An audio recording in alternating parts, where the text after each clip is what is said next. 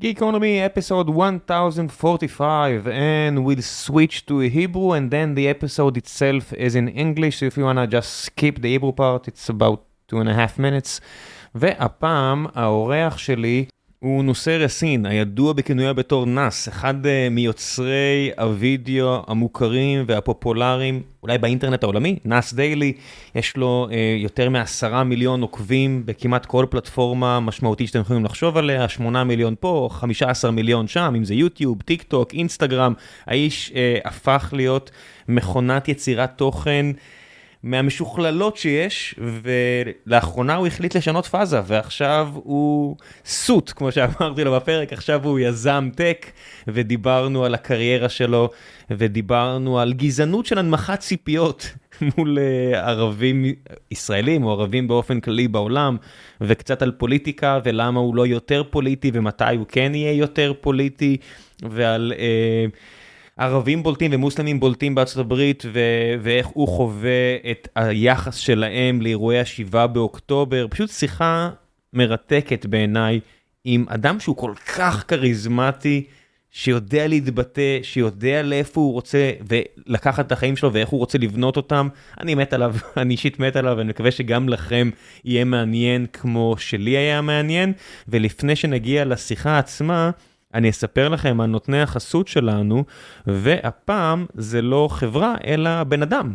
אם אתם יזמים מנוסים, ואתם יודעים לבנות מוצרים, וכבר גייסתם כסף, יש מוצר, יש צוות, יש לקוחות ראשונים, והגעתם לשלב הצמיחה, אתם צריכים להביא קהל, לייצר ביקוש, להרים קמפיינים, ואתם מגלים שמה שעבד עד עכשיו כבר לא מספיק, ואתם לא רוצים משהו שיעט אתכם, שהדבר הזה יעט אתכם, אז תכירו את איתן שופן, הוא מצטרף אליכם, או יכול להצטרף אליכם כשותף, מה שנקרא פרקשנל CMO, הוא יזם בעצמו, נכנס בדיוק ברגע הזה שאתם צריכים אותו, הוא ילמד אתכם, את החברה שלכם, מאפיין את הקהל שלכם, חוקר את השוק, ואז בונה תוכנית שיווקית מדויקת שמחוברת למציאות. המלצות לערוצים, זאת אומרת מרקטינג צ'אנלס, גאנטים פעולות לכל שבוע ושבוע, תכנון תקציב שמסונכרן עם התחזית הכלכלית של החברה, אבל איתן לא עוצר שם, הוא גם לוקח אחריות על הביצוע בעצמו, או עם הצוותים החזקים שלו, שלמדתי להכיר אותם בעצמי, ולעבוד איתם קצת. הוא יודע לבנות ניסויים שמזיזים את המחט, ולפצח את המסר שיגרום ללידים להגיע, ואם אתם כבר יודעים מה אתם צריכים, הוא גם מפיק סרטוני פרפורמנס חכמים ומדויקים, עם קריאייטיב שמבין את הראש של הקהל שלכם, שכל כך כיף שמישהו לוקח את זה מהידיים שלכם, אם אין לכם עדיין את הכלים האלה אין-האוס בתוך החברה. הוא מגיע עם ניסיון עמוק בעולמות של פינטק, של ליגל טק, של קומרס, גם לקהלים אמריקאים, גם אם אתם עושים אפילו חברה בארץ, אז אם אתם שם רגע לפני הפריצה וצריכים מישהו שייכנס איתכם לאזורים האלה של המרקטינג, חפשו את איתן שופן בלינקדאין, אני אשאיר לכם את הפרטים שלו בלינקדאין, את הדף שלו, או שלחו לו הודעה בוואטסאפ, אני אשאיר לכם איזשהו לינק שאתם יכולים לפנות דרך שם, תגידו שהגעתם דרך גיקונומי, ושיהיה המון המון בהצלחה. ועכשיו, לפרק.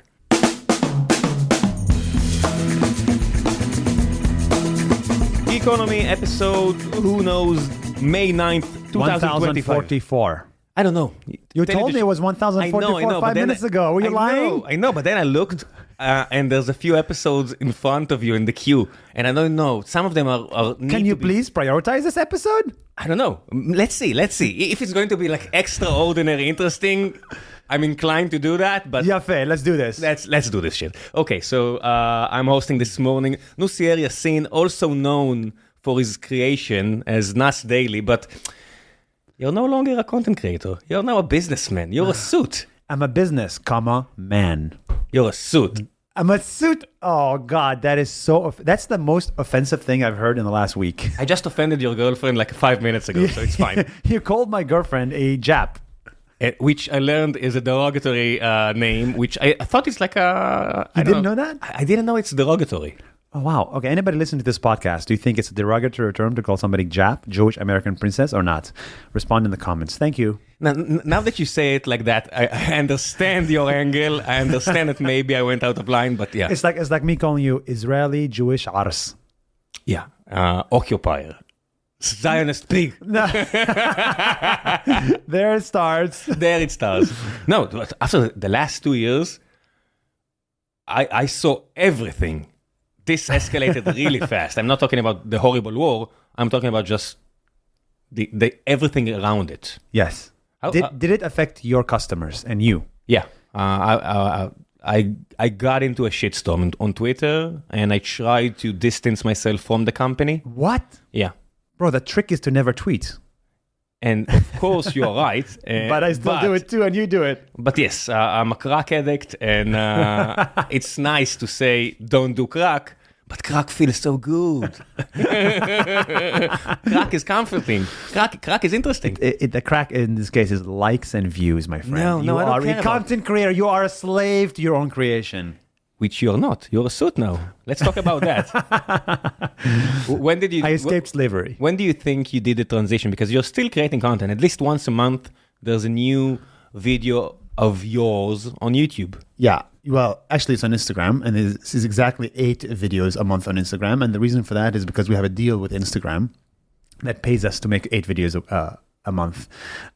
So I do it because it's like, I have to do it. But like, look, content changes lives. I love it. It's amazing. I want to do it for the rest of my life. But for the next year, at least, I'm just fully focused on technology. I want to be a tech bro, like every Israeli arse. No. If you want to be like every other Israeli arse, you need to do cybersecurity. Everyone else is just doing it wrong. Well, I mean, I don't think I'll get the clearance for cybersecurity, so... No, if you want to do a business around content creation, you need a time machine and go back to 2021. Those were the heydays. Those were the heydays. They're coming back. I don't think they never left content-wise or audience-wise or attention-wise. The only thing that left is the business hype. Yes.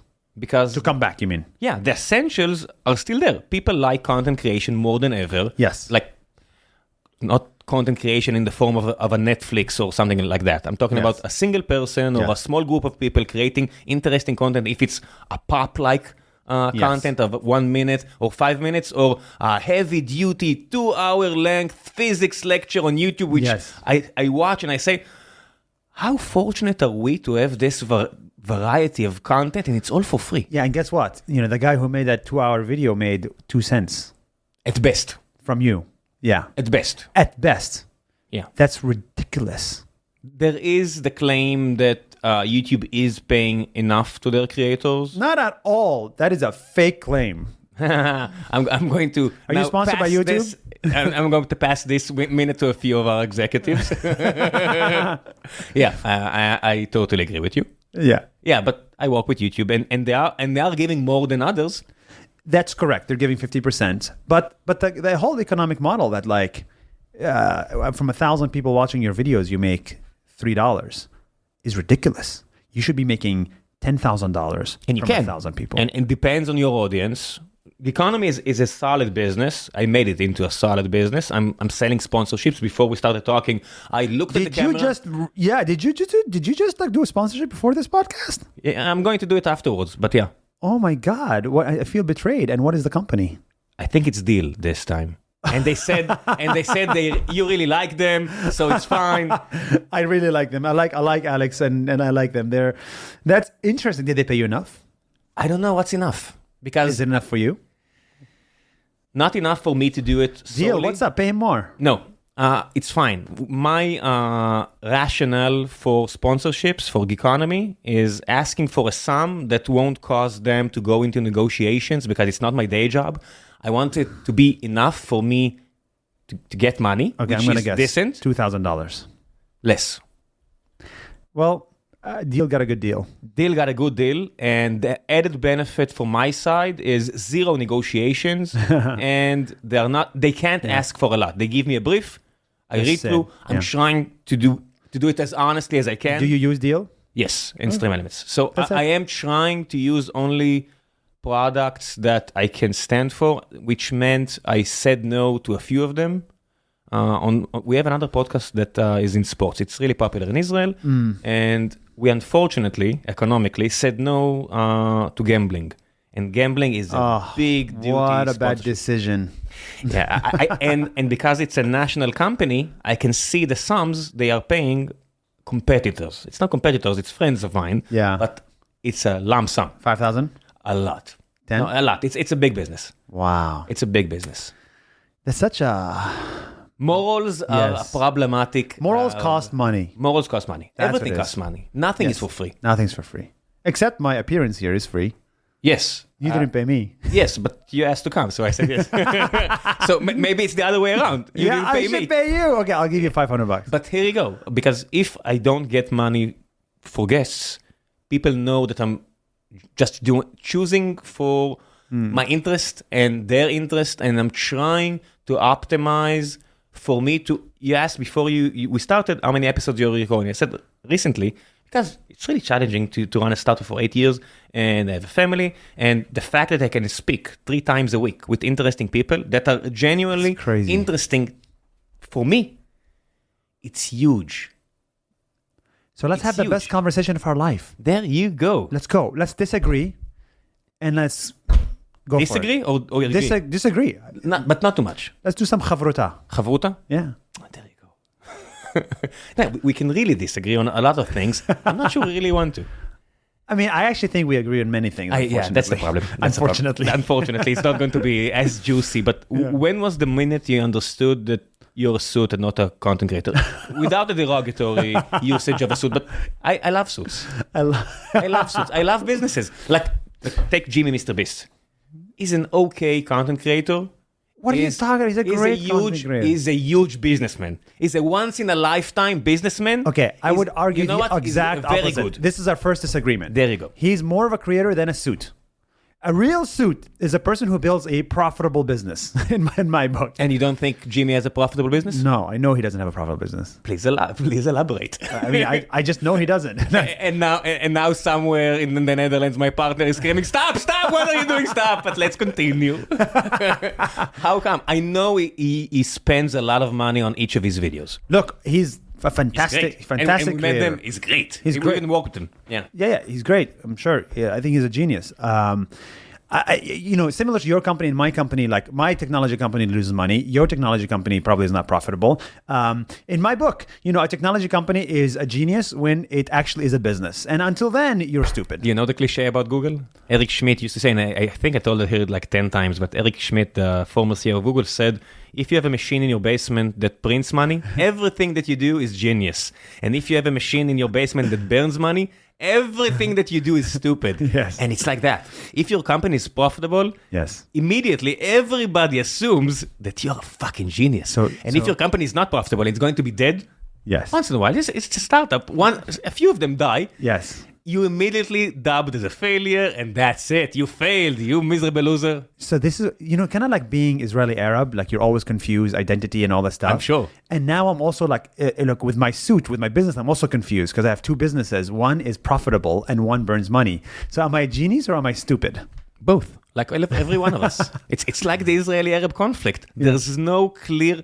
Everybody wants a clear answer. Everybody wants a clear and simple reality, but the truth of it, it's a really complicated situation. Yeah. I'm 40, I was born here, and every day I'm changing my opinion on everything that happens. This is immoral.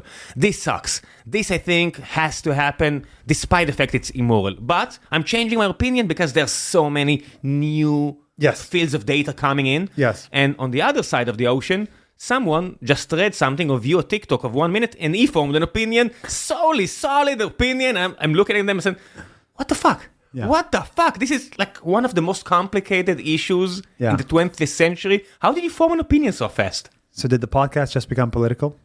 Everything is political. Apparently, people, after I tweeted, people told me everything is political. That's funny. I agree with you. Unfortunately, I do not disagree. Yeah. Although you have the option to use your content and your suit to pour in a lot of your positivity into politics, which I think we lack. Like a few months from now, if things in Syria will calm down, like a clip or movie, or what you called your creations, of you walking around in Damascus, just talking with people, that's gold. Yeah, but I'll need 10 security guards for that. Yeah, most likely, but eventually... But by the way, we have a lot of followers in Syria. I think 10% of Syria knows Nas Daily. 10 to 20% of Syria. There you go. Yeah. I mean, it's insane. 1% of the Arab world clicked follow to Nas Daily in Arabic on an Arabic page on Facebook alone. So we have a massive recognition, but the problem is all of them know me as Israeli. and that's where it becomes a security thing. But I agree with you. Content is also political and can actually change countries. Do you like creating content in Arabic? I never created content in Arabic. Why not? I just subtitled. Why not? When I make a video, it's so hard to make one video. It's just, the most number of people you can get is in English. And then, we subtitle to Vietnamese and Bahasa and Arabic and Hebrew. But these are secondary languages. The main one is English. Have you met Yuval Tal already? I'm meeting him in 2 hours. There you go.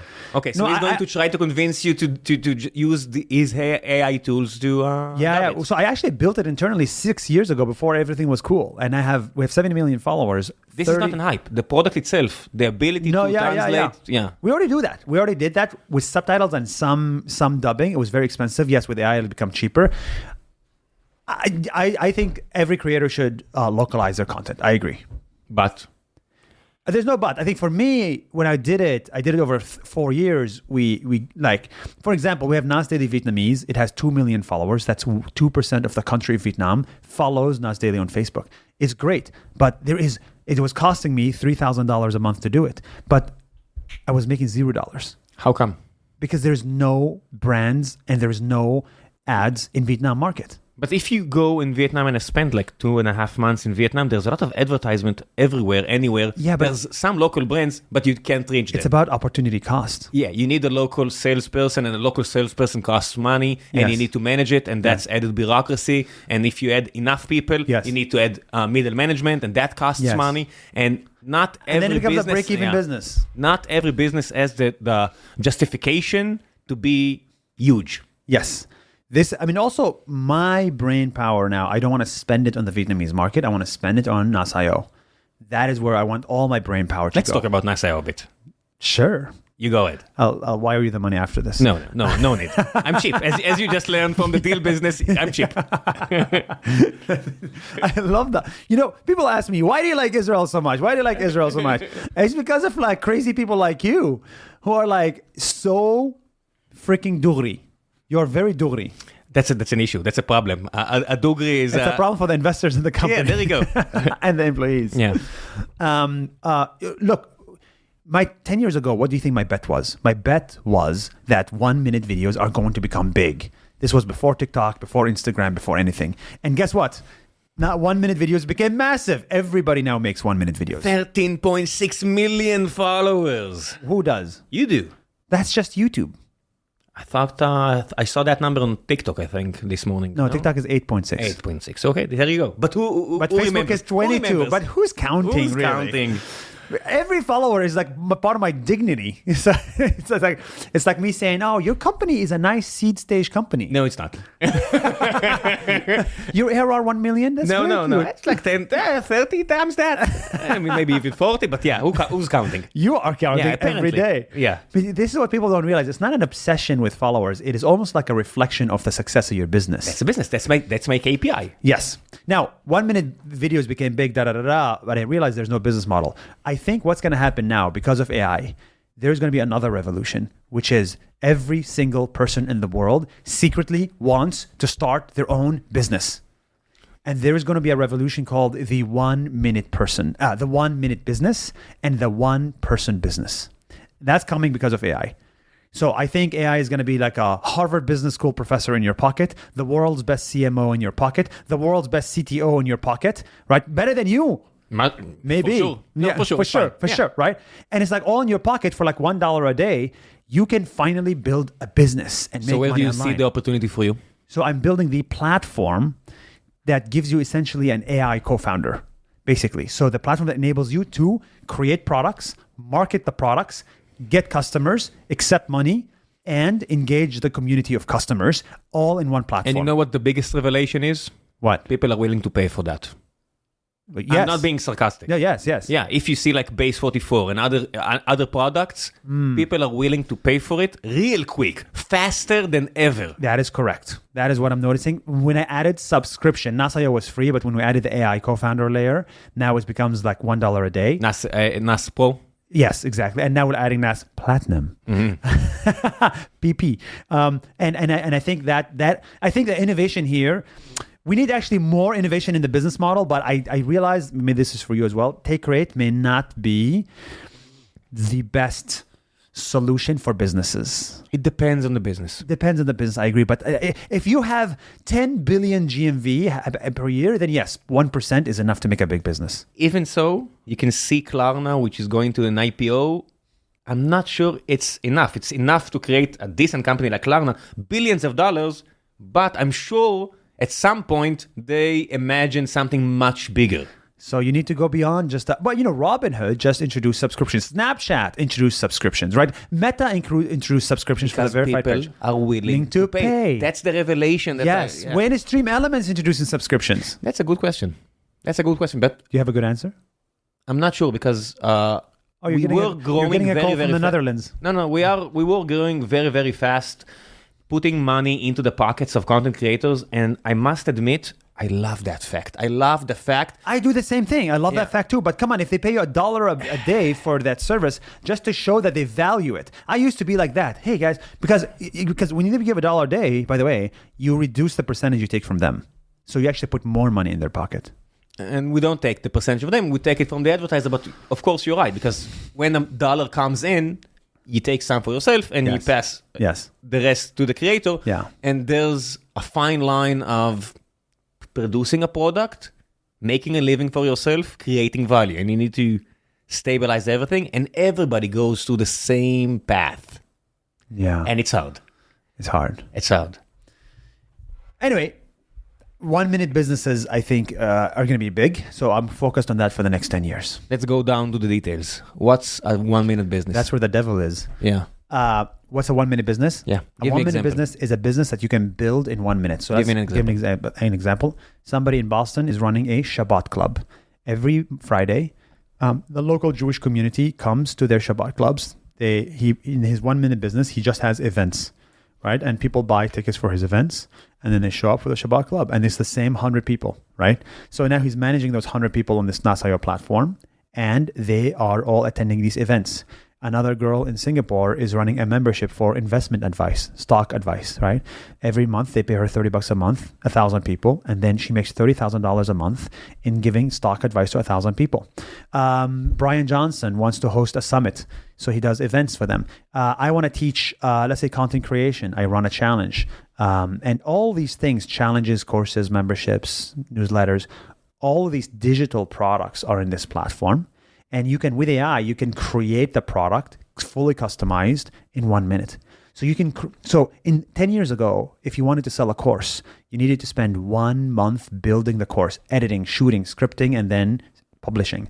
And you don't know if somebody bought it. Now you have to do so much more. You have to find a platform to host you so you can take money before the days of Stripe. Exactly. If it was before that, somebody to charge the credit cards. You used to do so much only to get the first buck. And guess what? And you want to advertise it, you need to find an agency to do it. You need to create the ads. You need to create 10 ads, and then you need to run it and measure ROAS. And it's like a massive headache. AI can now create the product. AI can now create the ad. And we integrate with Meta, so you can run it directly from the platform. That's what a 1 minute business is. You understand that eventually there were going to be so many of them, they're going to depreciate in value because the platforms. No. The what? The businesses, because people are willing to pay because they are getting value. They're getting enough value. Selling stocks advice sounds easy, but there's not a lot of people like, I know a person named Micha Stokes. He lives in Jersey. He's an empire. He does like 3 streams a day. He's really committed. He gets into feuds on Twitter. He gets into feud on TikToks. He gives advice. He's doing a lot. I'm not sure how many others are selling advice for stocks in the Hebrew language, and it's a fringe language. It's only like 10 million people. Hebrew language, wow. Yeah, because it's easier for me to see one market because there are like 10 million people. Yes. I'm sure 5 million of them are aspiring suits, aspiring business people. Yes. And there's no endless amount of opportunities. The number of opportunities is still limited because even if people are willing to pay, and they are willing to pay, you need to create value. So I completely agree with this, but I think we have a long way to go. Right now, 10% of the world is entrepreneurs. In the future, I think we can go up to 30%, maybe 40%. That's an additional 500 million people that need to build their own business. Now you have two options to build a business: sell a physical product like water, or sell a digital product like an event, an experience, a community experience. I just think the easiest business to start is a community digital internet business, as opposed to a physical product you get from China. Of course, it's easier, and the building across the street is Fiverr, which came to the realization they have an issue. They have a problem. Their CEO, Micha, just sent an email last week saying to all of his employees, hey, Houston, we have a problem. And he's right. He's right. Yeah. The question is... But what's going to happen is, the main reason why these people joined Fiverr, the people from Bangladesh, you know why?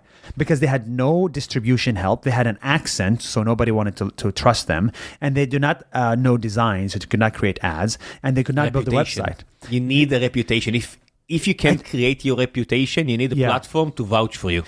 I don't know if but reputation can be decentralized. Like you can have a trust pilot, right? Oh, this person has like a 5-star rating, right? It's still a reputation. Somebody needs to own that platform and make sure Trust pilot does. Yeah, but there's a platform. There is, but I don't have to give that platform 70% of my income or 50%. That's something else. The revenue amount, the percentage, that's negotiable.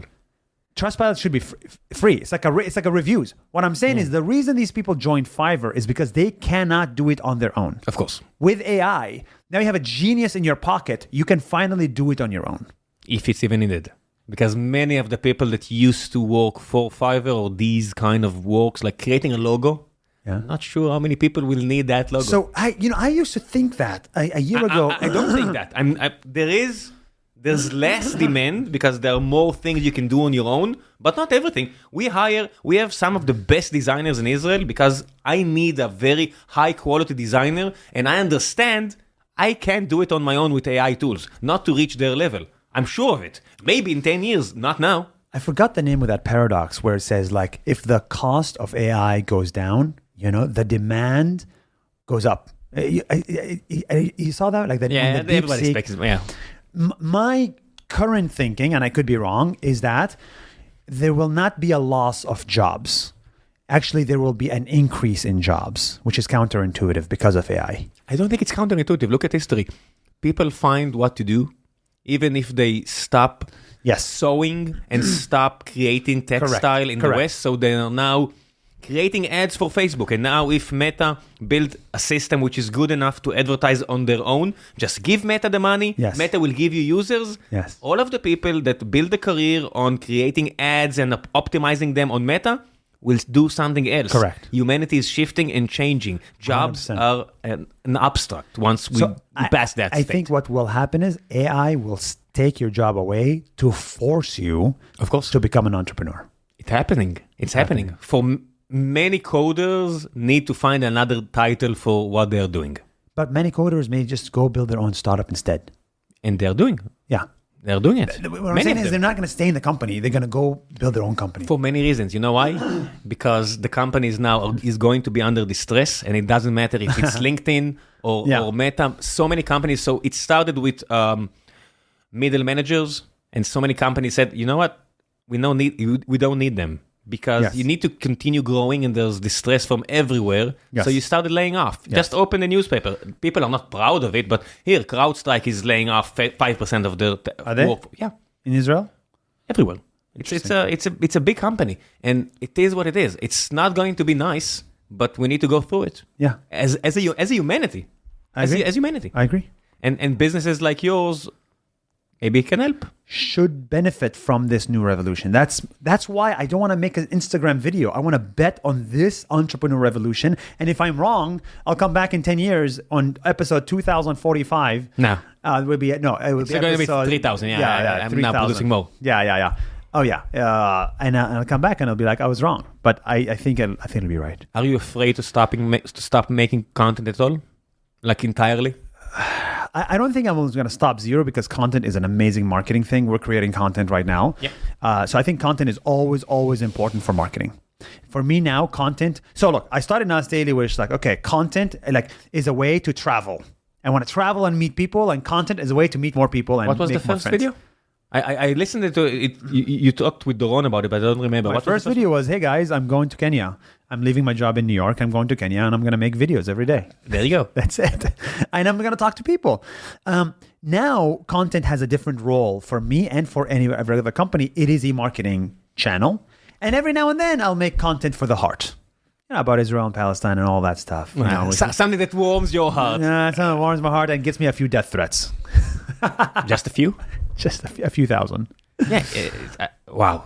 That's heavy. You didn't know that? No, I suspected. You suspected? No. Come on, bro. I'm like I don't share my location live these days. Are you afraid? I'm being smart, not afraid. Yet? Yeah, I'm afraid yet. Are you afraid? No, I'm not afraid. I'm being smart. No, I understand what you said, but that's not my. That's what I. No, I said I'm not afraid. You're I'm not afraid. Am I afraid? No. I'll say I am surprised. I'm surprised that 8 years ago I was this like little idiot kid who just wanted to make 1-minute videos and travel and see Japan. And now I get security and don't share my location live. So it's like, how did we go from making 1-minute stupid videos about travel to holy shit, like my life is in danger? It's not only you. You understand that the world went. It's also crazy. You, my friend. No, I'm still. When you fine. go to Europe, you say you're from Ireland. My accent is revealing, but and the fact that I'm shaving my head is a really Israeli thing. You know, I met the CEO of Deutsche Telekom, and he has like 200,000 employees, and I'm talking with him, and he's staring at my bald head, and I'm saying, Tim, you're staring. And he said, yes, I want to do it as well. It's like the male version. Why don't you? He said, I'm German. We're not allowed. Then I saw like a picture of him actually doing it. I said, good for you, Tim. That's good for so you. Funny. Good for you for doing it. Yeah, but... What are you doing in chatting with the Deutsche Telekom CEO? Is he acquiring Stream Elements? No, this hobby of mine of talking with people, I love it. That's cool. Why did you shave your head? Is it because you're losing hair? Because you actually lost my hair. Okay. Like 10 or 15 years ago. That's it. So you shave your head because... Yeah, it's clean. It's nice. Interesting. I don't like the fact that I have a hair of a peach. So because in the middle there's no hair, and the sides there's hair. Is that why? Something like that. It's not representable. I don't know. Have you tried to go to Turkey? Why you go to Turkey? I never understood that. If you're doing something like plastic surgery or implanting hair, why won't you go like, even if you don't have enough money? Yeah. Find it. Take a loan. Why go to a country that you don't know? Oh, so your problem is with Turkey, not with the surgery itself. No, I'm from the Larry David school. As a proud, bold person, people that did hair transplant, I'm trying to stare at them and like, giving them the look. I don't know if I can. You're judging them? I'm not judging. You're judging. I'm judging a bit. This is like the male version of like, what when females do like, boob jobs or Botox or whatever. Yeah. It's like, there's a judgment there on the female side, but it is interesting that the male side also has judgment. I'm not. It's so pervasive right now, and so many Americans, famous Americans or famous Europeans are doing it, and it's fine. I don't know. Look, the way I think about it, if the world's richest man is bald, it's okay to be bald. He used to be bald. Now he has a full head of hair. Jeff Bezos? I was talking about Elon Musk. Did he do the same thing too? Yeah. No, he didn't. I have a folder of all famous people that did the hair transplant. So this is why do you have that folder? You must be sensitive about this No, it's a joke. Of course I don't, because you have Google. And every time I tell that joke to somebody, and then I'm starting to bombard them. You see, Steve Carell, Elon Musk, etc., etc., etc. Why did Jeff Bezos not do it? I love the fact he's an OG. He's a real bro. Yeah, he's a tech bro. And Elon Musk is obsessed with what people are thinking about him, despite the fact that he's creating a persona of someone who's saying, I don't care, I'm doing whatever I want, yet he does care. No, look, everybody cares. I'm gonna push back on this. Everybody cares about other people. But you care about, for you, the standard is not the size of your hair or the clothes and the brands you wear, it's the size of your company. Yeah. So that's the reason I never gave up. That's the reason it's so important to me that Stream Elements would succeed. I tied my fate with this company. I really, really wanted to be a success. Your self-worth is tied with this company. And my actual worth. No, I have a lot of stocks in the company. It's really important to me from every from every level, on every level, for this company to be a success. Now, this is a problem a lot of startup founders have, and I have it too, where our self-worth is tied to our creation. There were days that I looked at the graph. Unhealthy. And you asked about like how many ARR, how much ARR are you doing? There were times where we looked at the graphs of weekly active streamers, WASs, every day. And if it goes down, you're depressed. And my entire well-being was tied to one graph. Bro, me too. Me too. No, it's fine. More than the numbers of your viewers, etc. So it's so crazy, man. Like I feel worthless unless Nas succeeds. And this whole followers, actually is behind me. So that's what I said about Twitter. When you said, I called Twitter a crack, and you said, no, you like the likes. I don't care about it. I don't care about it because my entire well-being is so tied into this company. Everything else besides my family, which is really important to me as well, everything, and my football team, that's it. And maybe this country. But everything else, listen, I'm going to be honest. 7th of October is happening. Everything goes to the shitter. People I know are dying, suffering. And at any given moment, the situation of Stream Elements takes the majority. I know it's lame, but takes so much of my attention and tied to my well-being. I can't let go. Let me ask you a question. How often do you look at, I asked my therapist about this because I suffer from this, and every person listening to this, you probably suffer from this too. My question to you is, how often do you look at the numbers? Every day. Okay. So my therapist... A few times a day. What do you mean? Yeah. Well, I look at every single transaction that goes through Nas. So every single business, every single transaction I look at. And it is, if there's a 1 minute when there's no transactions, I literally freak out. And I say, I'm back to zero. Now, what my therapist said is, if you look at one data point, it's not reflective. You got to like zoom out, you know what I mean? And that's... So look at it once a week. Yeah, it's not enough. You need to respond. If you look at your business year over year, maybe you'll feel better.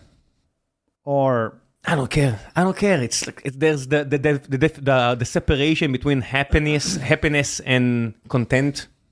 Happiness is succeeding. Real joy, real happiness is succeeding, winning. I don't care how do you want to call it. The small steps. Winning what? There's nothing to win. There's a lot to win. What is there to win?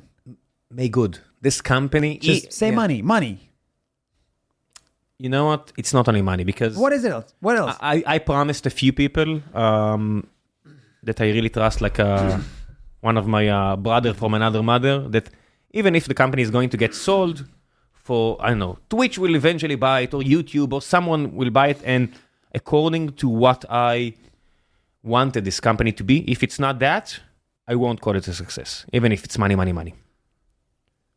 And it's fine, so because acquisition. when you create a company, when you create a startup, the chances are against you. I think about this all the time because there is no company that's 500 years old. Maybe in Japan there's one or two, but like even the East India company that was the biggest in the world failed. There is a company. It's in Boston. What is it? Harvard. It creates money. Okay. It's a company. Other than that, there really are no for-profit companies that have so I think about it, it's like Nas.io is a blip in time. Stream Element is a blip in time. But we pour meaning into stuff because we need to. Otherwise, we'll get depressed. And you pour meaning into your relationship, into gaming, into reading books, into watching physics. Listen, if I won't watch another physics lecture, it's fine because I understood already. I'm not going to be an academic. But I pour meaning into it. Understanding, trying to understand, talking about science, I pour meaning into it. But that knowledge stays with you forever until you're dead. And it's fine. The thing is, like, when you build a company, let's say it's a 5-year shelf life company. Yeah. You sold it, and then maybe the company that bought it basically shuts it down. We've kind of aged and suffered for 10 years to build a company that shut down after 5 years. Yeah. And it's like, okay, you made some money out of it. Great. Now you can hang out in the Mediterranean. I'm not sure. Yeah. Most but likely, then, what's the point of it all? Winning. Everyone will just take a short break from this episode for another commercial. And this time, it's deal. אנחנו עובדים עם חברת דיל בסטרים אלמנטס, שעוזרת לנו בכל כך הרבה דברים שקשורים לניהול מערכת היחסים מול העובדים שלנו. אני מניח ששמעתם כבר על דיל, זו חברה עצומה, וההתפתחות המרכזית של דיל בשנתיים האחרונות היא שזה כבר לא רק פתרון להעסקה של עובדים במדינות שבהן אין לכם ישות, אלא פתרון כולל לכל האדמיניסטרציה של העסקת העובדים בחברה בינלאומית. החל מסטארט-אפ שיש לו עובדים ראשונים בארצות הברית, ועד חברות בוגרות שיש להם מספר סניפים ברחבי העולם, ועם כל מדינה שדורשת עמידה בנהלי שכר ותשלומים משלה. הם הוסיפו 2 מודולים שעושים עכשיו בעצם מהפכה לכל תחום ה-HR, שעד היום עבדתם כנראה עם כל כך הרבה חברות במקביל, ועכשיו יש כלי שמנסה לענות על כל הצרכים שלכם במקום אחד, משלב הרעיונות, דרך קליטת העובדים, דרך ציוד העובדים במחשב וציוד IT אחר, שזה סופר קשה, אם יש לכם עובדים בהרבה מדינות כמו שלנו יש, וזה מאוד נוח שיש לכם את האפשרות הזו, ניהול הביצועים שלהם, חשבות שכר והטבות, קידומים עזיבות, הכל במערכת אחת. העסקה בארצות הברית לצורך העניין, דיל מאפשרת העסקה ישירה לכל סטארט-אפ שרשם ישות בארצות הברית, כולל ניהול הבנפיטס והביטוחים השונים, ששוב הדברים האלה הם לא קלים, ונחמד שיש מקום אחד שיכול לקחת את זה מכם. אז אמרנו, ההשכרה ושילוח של ציוד מחשב, מערכת פרסום משרות וניהול מועמדים ברעיונות העבודה, ויזת עבודה לארצות הברית ועוד 30 מדינות לכל מי שמתכנן רילוקיישנים או נוודות דיגיטלית. אני יכול להגיד לכם שהעובדים שלנו מאוד אהבו כשעברנו לדיל מהאופציה הקודמת. זה מאוד עזר להם, בטח אנשים במדינות כמו גרמניה שמתייחסות בצורה כל כך לא לבבית נקרא לזה, לפרילנסרים, והמעבר הזה לתעסוקה דרך דיל מאוד עזר להם בכל הנוגע לחבות המס ונושאים אחרים. בקיצור, עבורנו זה עבד מעולה, ואני אישית ממליץ עליהם. כנסו, תראו, אם שואלים אתכם, תגידו שהגעתם דרך גיקונומי, ושיהיה המון בהצלחה. ועכשיו, בחזרה לפרק. Winning what? Okay. You can go and win freaking a game of chess. So do that. Accomplishments is important. A lot of people are depressed and they don't know why. And I think they lack something. It can be physical. You need to sleep well, eat well, exercise. The other stuff are relationships. You need relationships in your life. And you need accomplishments. You need accomplishments to be happy. You need to do stuff. If someone runs a marathon, they poured meaning into that accomplishment. It's called challenges, and I agree. It's fine. That's actually the biggest product in Nas.io, challenges. So when we started it, I was like, oh, I didn't realize how humans just want to challenge themselves. To do something, to learn something. To accomplish. I agree with that. Create value. I agree with that, but look, I am fully in agreement with you that we need that, and I'm a victim of this, but I'm questioning myself. It's like, you could still win by making $1 million company. Of course, that's another side of it. You made that multiple times over. You won. But you wanted something and you lost at something else, and it's fine. Better than some, worse than others. Learning how to lose, that's an important part of life. If you don't appreciate losing, if you don't know how to lose, you'll never win. And it's fine. People, there are some types who always won. These are the biggest players. Nobody always wins.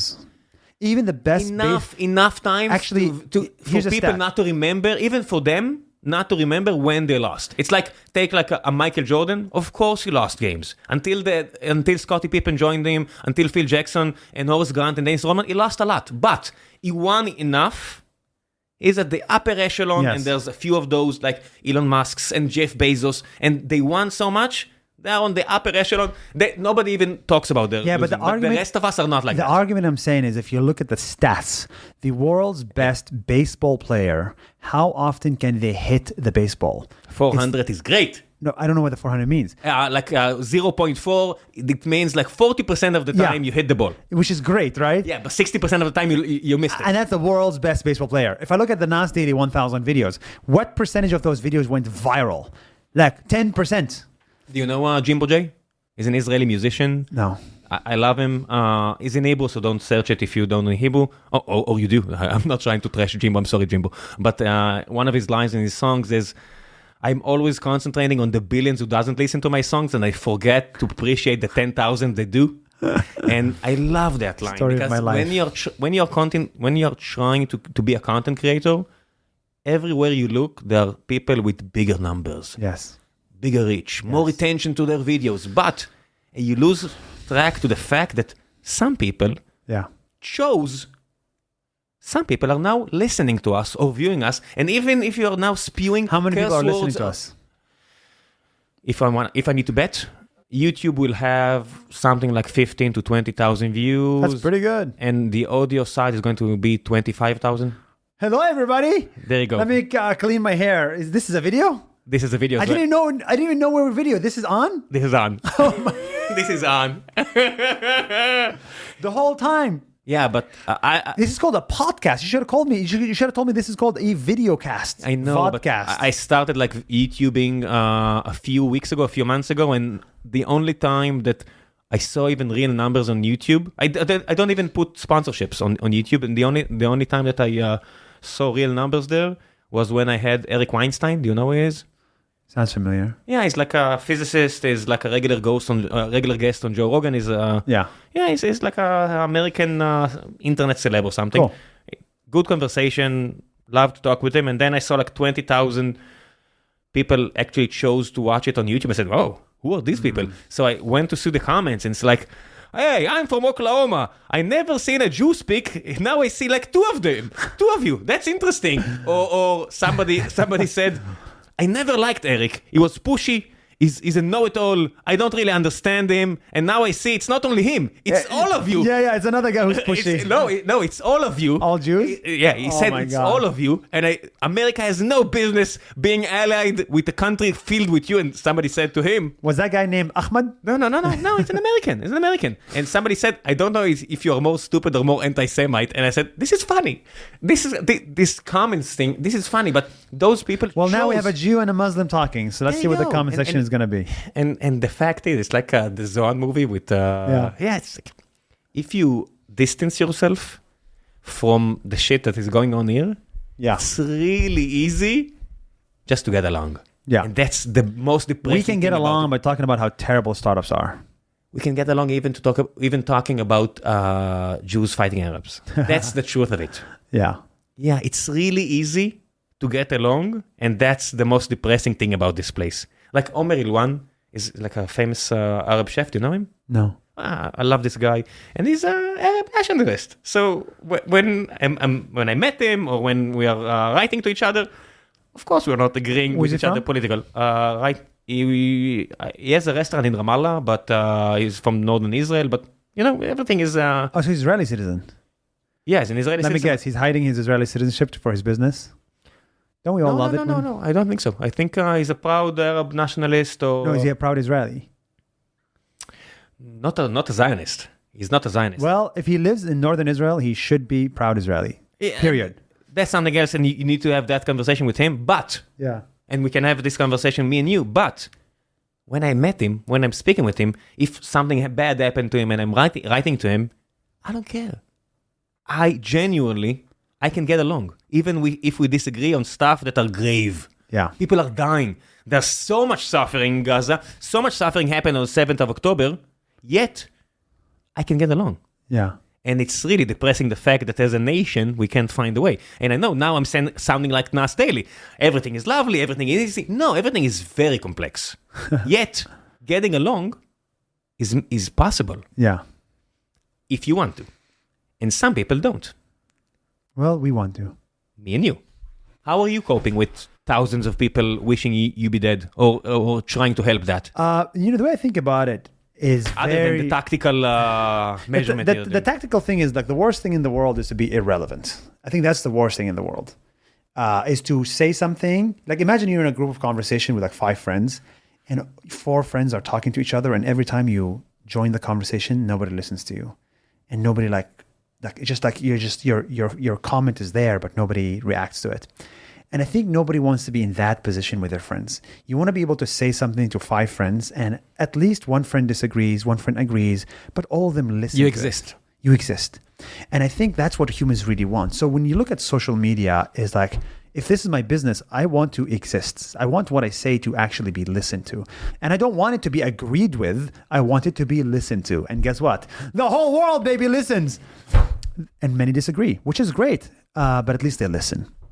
So until it reaches physical threats. And there I think somebody needs to step in, and I'm watching what happens in Twitter on other platforms. Probably. It's a big issue. It's an open issue. Yeah. Personally, I don't know where the line needs to pass, but the line needs to pass somewhere. Yeah, but look, I mean, there's a YouTube video of like a baby crying, and like the YouTube comments, a baby laughing, a cute 10-month-old baby laughing. Okay, and the comment section is like, "I hate this baby. It's so annoying. I want to kill it." What I'm trying to say is, you could be a 10-month-old baby laughing, and you'll still find somebody to hate you and want to kill you. So when it comes to fame, when you get millions of people, there is one crazy boy, one crazy guy or girl out of those millions that's just don't want to do physical harm to you. Taylor Swift gets death threats, and she just sings. She's not doing Israel-Palestine stuff. She's just singing. What I'm trying to say is, this is part of planet Earth. Do you think it's going Just to like deter you oxygen. from creating content? No, not at all. Not zero, not at all. Just be smart about it. Don't share live location, and just, don't put your home on Google Maps like mine was. And that's really it. But I want to double down on this, bro. I want to double down. On being political, like, Yeah, of course. center point? Yeah, I want to double down on that. What are you This going- is my gift. Okay, so what are you going to do about it? How are you going to do? Listen, me and you know Twitch very well, and we can see like the destinies, the Hassans of the world, and we can see the amount of, I don't know if it's popularity or attention is the word, that Hassan gets. Yeah. The destiny gets. Do you want that? Do I want that attention? Yeah. I have that attention. You don't have Hassan attention. Who the hell's Hassan? Hassan has been the... It was just a guy on Twitch. I've never seen him. Who is that guy? He gets a lot of attention. Negative, positive. Do I want that much negative attention, you mean? Yeah. Yeah, because the opposite of love is not hate, it's indifference. So getting a lot of hate is not a bad thing. It just means you're changing the world. You have because you have such a good infrastructure already with millions of people potentially viewing each of your creations. Yeah. You're just one video of trying to explain what Israel is doing in Gaza, or why Israel should do that, or why the Arabs should do that, or just in a few days, Saudi Arabia is going to announce a new deal with Trump, and you just need to weigh in your opinion, and you're going to get 100x more attention. You know that. So I'll tell you why I don't do it now. You want the truth or half the truth? Whatever you want to put out. What do you want? Personally, I really love the truth. Okay, let's go with the truth. Yeah. I view life like chapters, like Arnold Schwarzenegger. He's the best person I can model in my life, because Arnold Schwarzenegger is really good at just being very good at one thing for a long time and then moving on to the next thing. His life was 3 chapters, Arnold Schwarzenegger. Chapter number 1 was bodybuilder. He spent 15 years being a bodybuilder, and he became the number 1 bodybuilder in the world. Then he was like, I'm done with this. My next chapter is to become an actor. And he became one of the best actors in the world. And he became almost number 1 for 15 years. Then he's like, I'm done with this. I want to become a countryman. I want to become a politician. And then he became the top possible politician, a governor of California. He couldn't become president because he was born in Austria. Exactly. But if he could, he would have gone for president. So he'd be number one in all 3 chapters of his life. I think everybody in life should run their life in chapters. And that's what I'm trying to do for myself. 10 years chapter, content creator. It's finished. Now you're talking to me as a Nas CEO. Then my next 10-year chapter is technology, platform, AI revolution, enabling entrepreneurship. That's my next 10 years. Okay. And after that's done, and hopefully Nas is successful, politics is next. But that's not today. So I could weigh on the Saudi Arabia thing, but it affects my current chapter. That's a great answer. I was not expecting that. That's a great answer. That's the full truth. You're welcome. That's a great answer. As someone who really loves pouring everything into the same dish, to the same casserole, your answer is really good. Thank you. There's a lot of merit in separating, despite the fact that I published every time that I host someone. I usually publish on my Twitter or Facebook community who's the next guest, and I'm asking the community to leave remarks or questions, and I'll try to pour them in. And a lot of the people are, you want to guess the questions? Oh, you did that about me? Yeah, of course. Oh, you did that? Yeah, of course. Oh my God, where did you ask them?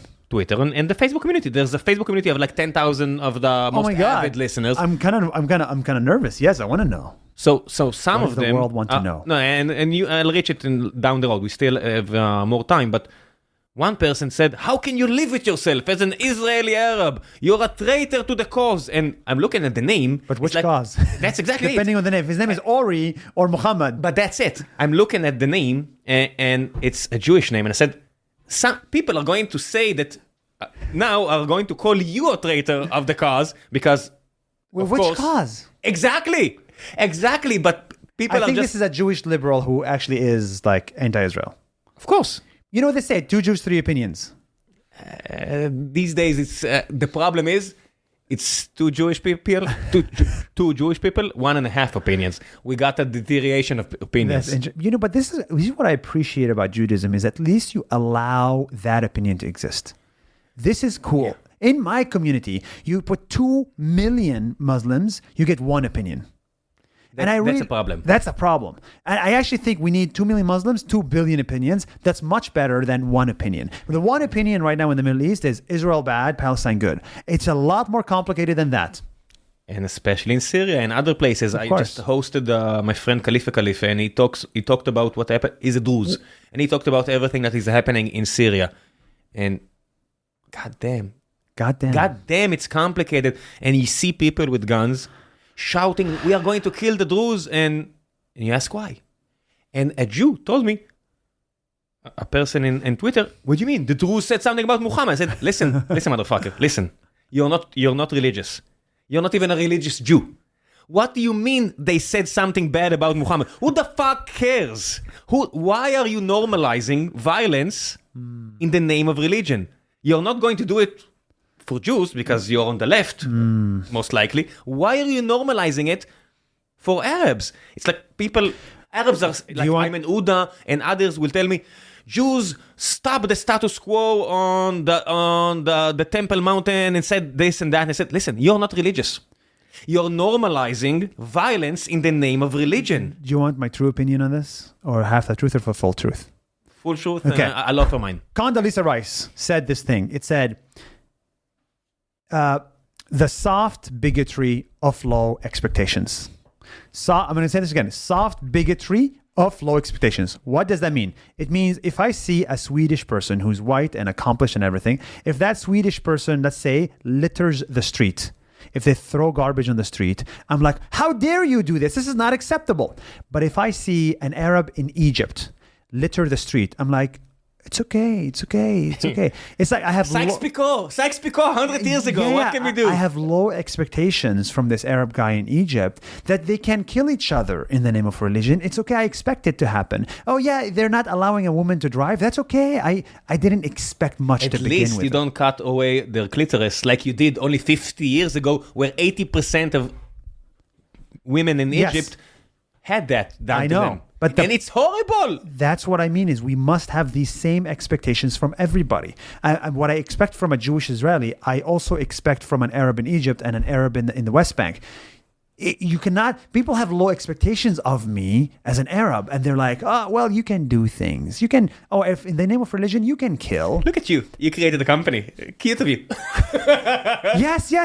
I'm surprised you created a tech company. You don't even need to succeed. The fact that you managed to do it, I want to applaud you. I want to invite you into a panel.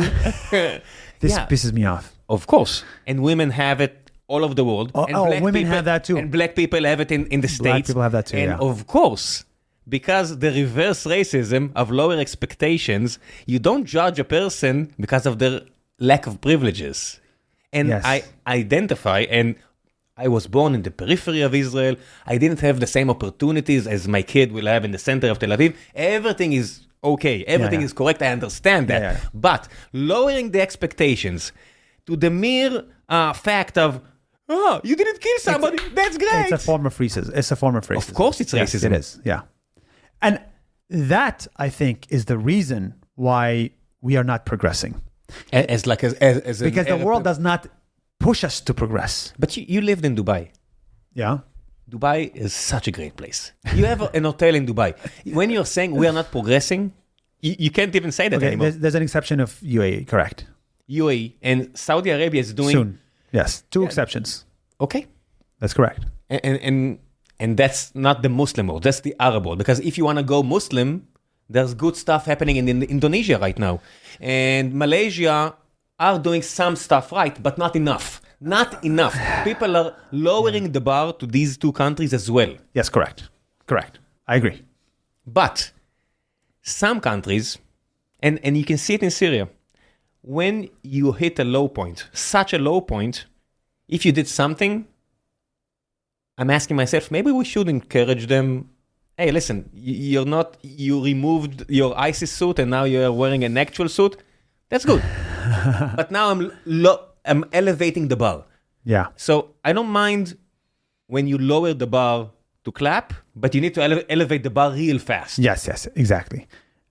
My controversial opinion is that I think peace will come from a religious Jewish person making peace with a former ISIS person that is super religious. Like, I think the super religious have the cover, the cover, the religion cover, to be able to extend the hand to the other person. Of course, only the right in Israel can give away territories, because if somebody from the left will do it, he'll get assassinated. That's exactly correct. And we saw it in Egypt. Mansour Abbas, he is Islamic Party. Only a super religious Muslim can join the Israeli government. And I gotta say, I love that guy.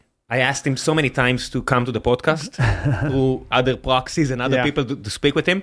I love the fact Is this called geekonomy or politiconomy? Who the fuck cares? After 1,000 episodes, I don't care. But Mansour Abbas, to everybody who hears us from outside of Israel, is an Arab religious fella.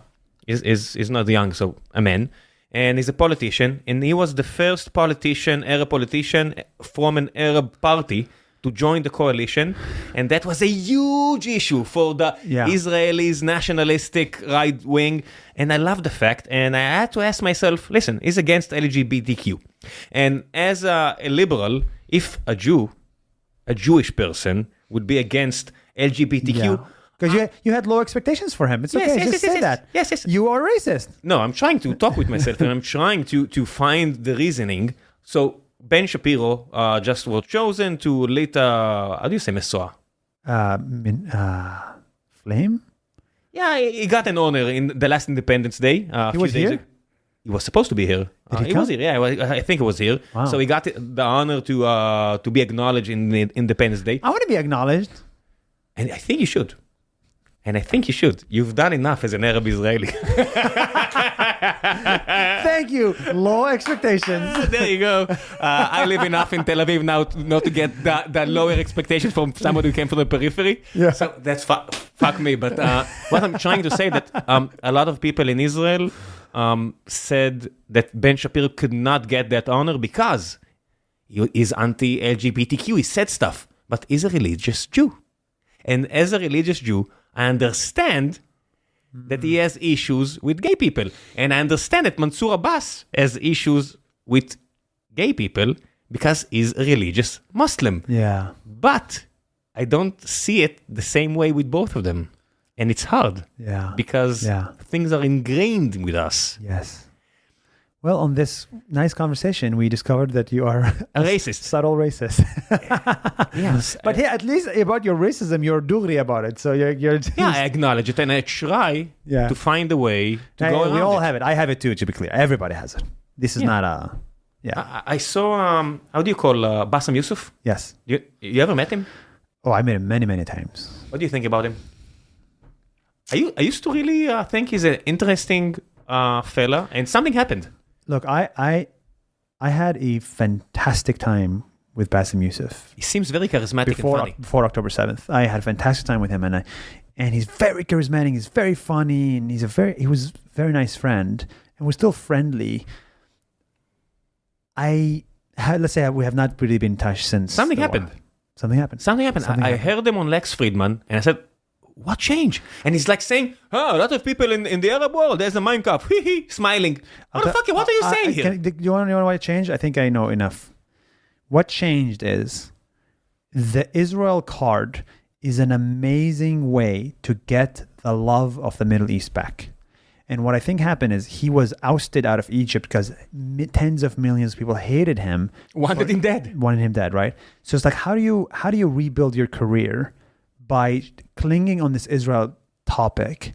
And then this way you get the affection back of the Middle East. And so you can get back your career. It's not only the Middle East, it's home. The world is home. Family. Yes. Your people. Yes. You can be an American as much as you want, but you're still an Arab from Egypt. Exactly. So what motivates you, right? In Islam, there's this thing that says, what motivates you? Is it love for heaven or fear of hell? This is why you pray, for one of two reasons, for love of heaven or for fear of hell. And so with Bassem Youssef, it's like, what motivates him? Does he actually hate Israel so much? Or does he want the love of his home so much? And I think it's the second. He just really wants the acknowledgement of his home country, and he's using Israel for that. But I don't think he actually hates Israel that much. And I'm not here to defend him, by the way. I'm not here. It's crazy what he's doing. But I'm guessing that's the motivation. Yeah, I can be empathetic for that. Because America... You don't have to be empathetic. That's, again, subtle form bigotry. No, you should just not do what the hell you did. No, I can understand. Empathetic is not... I'm trying to understand.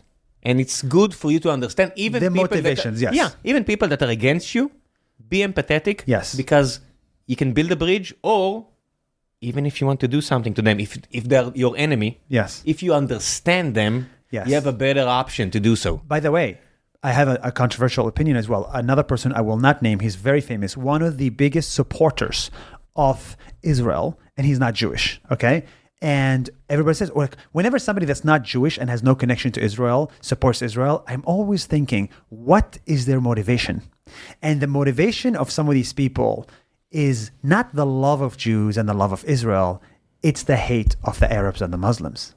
And so if you hate Arabs and Muslims, then the natural thing to do is support Israel at all costs, because in your book, that makes your hate better, you know? Listen, so many people, like the Douglas Murrays of the world, and I read his books, and before 7 of October, I said, okay, interesting, but maybe too much. And then stuff happened. I said, okay, maybe it's more interesting, but there's a fine line where you cross. There's a lot of immigrants, Muslim immigrants in Europe, that are not burning cars.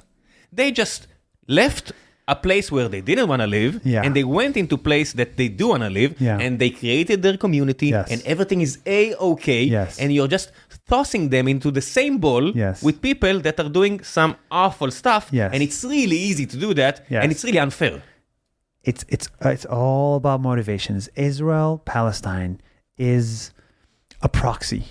It is not. No one actually cares about Israel. No one actually cares. Why should you? No one actually cares about Palestine either. Do you think Indonesians care about Palestine? They don't give a shit. They don't even know where it is on the map. What you care about is your cause, and Israel and Palestine is the world's best proxy to further your cause. That's it. Yeah, it's much sexier than Free Tibet.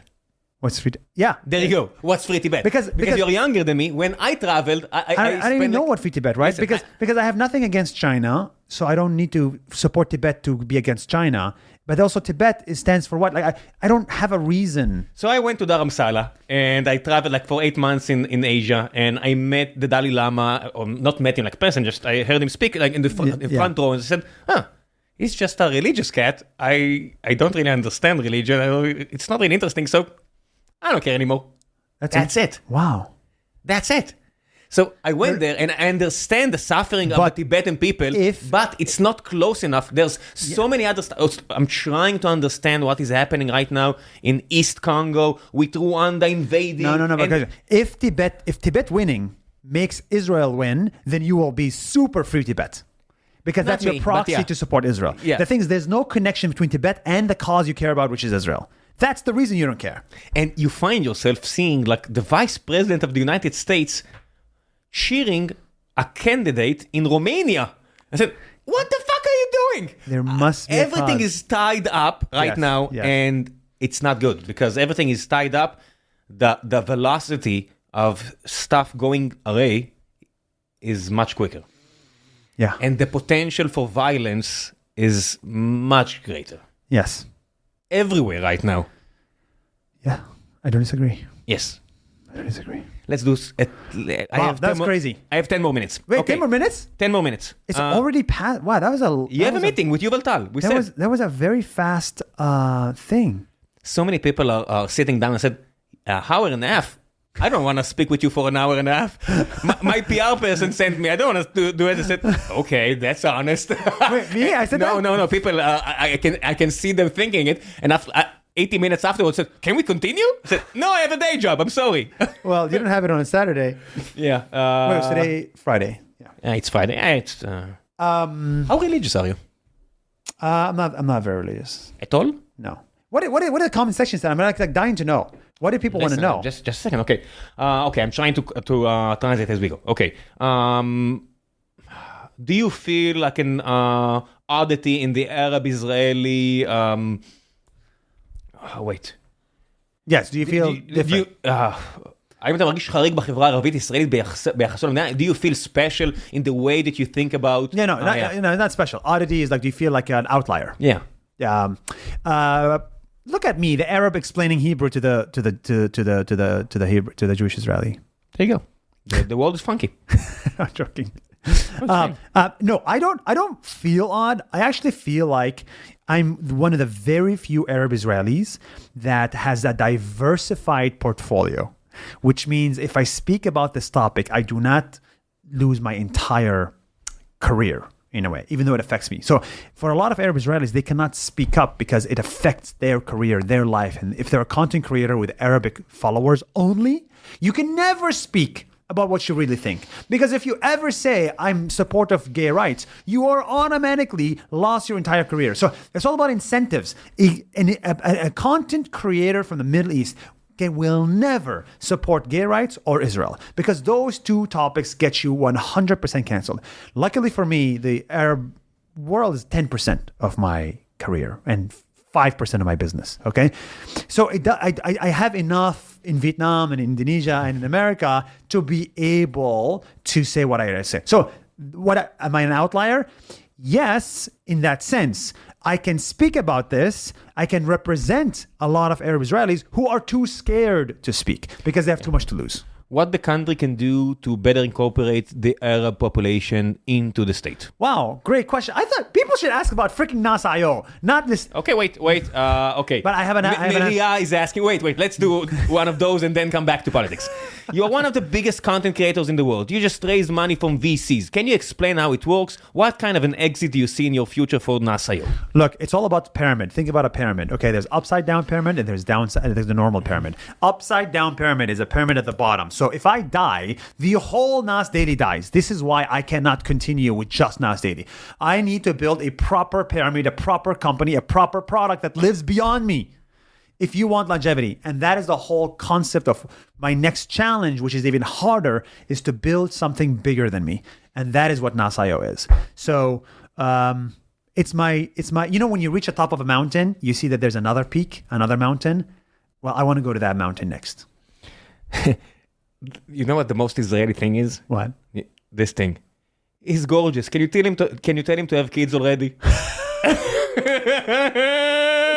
That's the most Israeli thing. That's the reason. Is that a guy or who said that? Male or female? Female. What? A female. What, dude? I mean, yes. I saw. If my girlfriend was here, she would be furious. Thank you to whoever said that. I've come to learn the hard way that having kids is not my decision. It's a decision of the woman you're with. And so... somebody here said your breakup clip from Eileen, your former girlfriend, was one of the most touching, mature, and inspirational things I ever saw. Please go into politics, your mother. What? The added, your mother is like in Hebrew. That's like, one comment. That's one comment. It's like talking about content and talking about politics and talking about mother. That's so interesting. So many people are asking political questions. Are you insane? We're after 18 months of a horrible war and everything here is divided. I'm amazed that I'm amazed that it's not 100% political here. Well, I explained to you the Schwarzenegger thing. So when I feel like I've succeeded with Nas.io, I really, really believe that politics in Israel is a great thing to do. Really? 100%. I would love to have It's the only thing that matters. It's the only thing that matters. Either that or medicine. And I'm a terrible doctor. At least I can put two words together. You have good answers. What do you think about Yusuf Haddad? Dude, these are some good questions. I never met the guy. I know you're shocked. What? I never met the guy. Why do you think I'm shocked? Do you think Because you think all Arab Israelis know each other. No, my racism... The bigotry of low expectations. My racism is just low expectations. It's not like... I suspect that every Israeli know each other, but I don't suspect every Arab know each other. That's even way lower expectations. There you go. Look, it's Is he exaggerating? It's good that Arab Israelis are showing more support to the country they live in. And I think we need more of that. What I question is the approach. It is just not my approach. If it works for him, it works for him. It's just not my approach. My approach is a bit more uniting, and I think that approach is a little bit dividing. I think so. When you're not being empathetical... But a lot of Jews love that. They're like, oh, yeah, ata melech, we love you. Wow, you're the king. Of course. All of the people... And all this like reinforcements. Yeah, the cheerleading. Yeah, it's the problem with parenthood. But the proper cheerleading is we need to do, yes, you're Arab Israeli, you're my cause, which is very rare, but can we please unite? And acknowledge the fact that there are horrible stuff going on in Gaza. It's fine, you can do that. Yes, you can do that too. You know what? You should do that. But... before I started recording, I just tweeted something like that. I pressed send, and I started recording, and I'm reading the comments from Twitter. I'm not seeing my own, and the Jewel is like 20 plus on notification. I said, I don't care. I'm not going to watch it. I said what I think about occupation. What's your Twitter? Afterwards, let's not go there. It's Ram Sherman. Okay, let's do 5 more because I... 5 more, okay, 5 more. No, I have 5 more minutes with you. I gave you my promise. 5 more questions in 5 minutes. Go. Yes. Fast-paced. One question. You used to say you said in the past, or you expressed in the past that the perfect country from your side is enlightened dictatorship that will allow citizens to do whatever they want freely, like the Emirates. Do you still think that, and why? I think too much freedom is the cause of Israel's problems. I said it. I want to give you a hug. Do you really? Yes. I want, every once in a while, I want an American police here without the violence, just the sternness. I want Singaporean, regionists. I want laws to be obeyed. We operate in the Middle East, and operating in the Middle East, you look at all the countries around you, like a lot of them operate with a little bit of fear, actually a lot bit of fear. Yes. And some of the populations that live here literally expect that. What I mean by that, democracy is great. We should still have one vote, one person, great, not changing that. But like, we must force Arab Israelis to do community service or serve in the army. We must force the Orthodox Jews to contribute to the country. Like, it's by force. It's not like, oh, you do whatever you want. Low expectations. No low expectations. Everybody same expectations. Elevate the bar. Elevate expectations from every citizen of Israel. And it comes to violence as well, because one of the biggest issues right now with the Arab community in Israel is violence. And on the one hand, the police does not really care. They're not doing enough. On the other hand, Arab leaders are not saying the truth about the fact that it's internal violence, and they are lowering the bar. So right. And so it's the country saying, do whatever you want. And on the other hand, they are saying it's all you. Everybody needs to take responsibility. Yes. The police needs to take responsibility because there's a law, and it's still Israel, unless I'm mistaken. Correct. And on the other side, the community needs to take a decision, understanding that eventually you are responsible for your own actions. Yeah. Correct. And you can't allow that. You can't look away when in a wedding somebody takes out an automatic rifle and starts shooting in the air and said, no, this is like, you need to be now in jail for years. Japan is great at community policing. We can learn a little bit from Japan and South Korea and Singapore. We are the police of our neighbors. If you do something that I know is bad, I will stop you. I don't need the government to come and put a police force right in front of your house so you don't own a gun. We need both. We need that policeman to be not in front of your house, but in the village. But I need to have some leverage over my neighbor and force them not to be a freaking criminal. You know where I saw it? Where? In Rajar. Have you ever been there? Rajar? Rajar, yeah. How do you pronounce it? Rajar. Yes, with your R and Rajar. But you have it in Hebrew. I don't have it. But it's an R. Yeah. And the village elder took me to see the village, and he explained to me that if someone does something, even poops, if they have a dog for some reason and he poops, or he makes too much noise with their buggy, the entire community is going to ostracize them. That's it. no police, no nothing. And they're going to go to his father and he's going to tell them, your kid is obnoxious. Yep. That's a yellow card. The next one, we are going to ostracize them. And that's great. Yes. And of course, there's some bad aspects to it. You can be very rigid. You can be very conservative. And I don't like it completely. But when you're reaching a state where violence is too prevailing in Arab communities and some Jewish communities, and when everybody disregards the law, we reach the point where we need to push the other side. This is the problem with the liberal cause, is that liberals have low expectations and they don't have that dark side. And I really believe that you want peace through strength.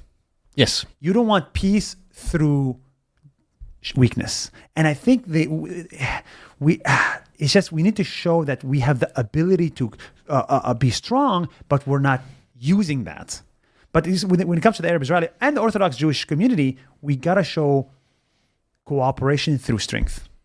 Okay, before we finish, do you think I can rent one of your bodyguards? I think when I'm going to hit the publish here, it's not on my Twitter. I think... Man, it's like... Maybe a wig. Maybe I will have this hair transplant. You'll need him in Turkey, I'll tell you that. Yeah. Goddamn Turkish. I don't have a specific one. It's just whenever people know where my location is, I have one. So they're interchangeable. Keep safe, my friend. And thank you. But hey, let's continue building tech. That's the only thing that will unite us. And do another one of these. How many Arab Israelis have you hired? Hired? Yeah. Not enough. You know what? One of them, one of our best salesperson, who gave us our best deal. I only later found out after he left us that he was originally from Gaza.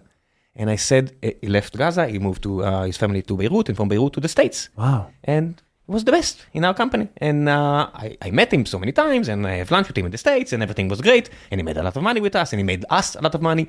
And after he left, I asked, why did you tell us? Why did he leave? He left another company, it's fine. Okay. You know, salesperson, if your account is, you're not needed because you made the big account, nothing is going to be as good as that big one. And it's fine. I understand that. But why did you tell us? It's so interesting. I said, you're still Jewish. I said, there's this fine line. But the majority, and I told you before we started recording, there's not so many Israelis, period, right now. Ex-Israelis. But that's the thing that I'm most bummed about. People leaving the country. The country. Yeah. And it's not like you, that you're going back, flying, living in Dubai, coming back, you want to be a politician one day. No, people are flying out and said, I'm done with this place. I'm done. And that's the one thing that can really drag me down. We do not want a brain drain. It's not only brains, it's creativity. It's passion. Yeah. It's morals. It's traffic on the streets. We want that. No. It's diversity. Yeah. When it's like the people are talking about transferring the people out of Gaza. You know who's going to live? The people with brains and morals and passion. And it's same thing for Israel. Yeah. And when you have too much pressure on a population, the ones that leave are not the people you want to live. That is absolutely right. The best people leave first. That's the problem. Well, that's actually when you. That's I don't know if it's the best. Wait, in the last 1 minute, that's why you cannot raise the taxes too high, because the first people that leave are the ones that are entrepreneurial. Yeah, it's like a.